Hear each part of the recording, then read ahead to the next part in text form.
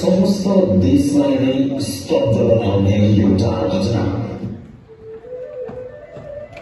आमा मान्छे गयो ल राम्रोसँग जाऊ है हुन्छ आमा।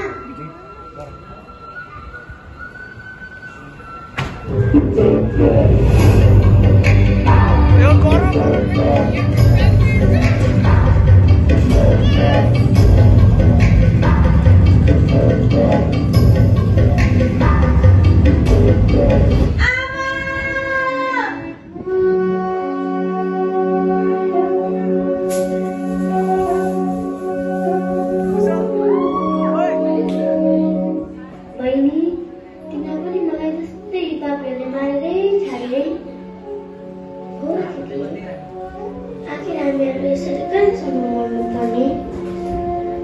हाम्रो कहानी कसले सुनिदिने कसले?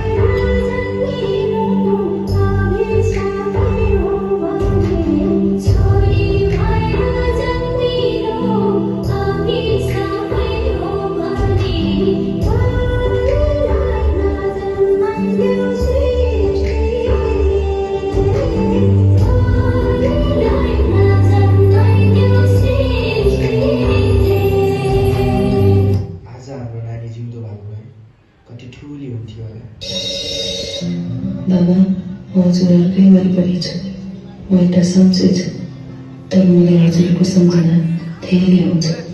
आमाको हातले पकाएको त्यो मिठो खाना, मेरो सानामा सर्वगतिमा बुवाले सम्झाउनु भएका ती मिठा पलहरू मलाई साह्रै याद आउँछ। के त्यो दिनमा फेरि फर्किहालौँ न।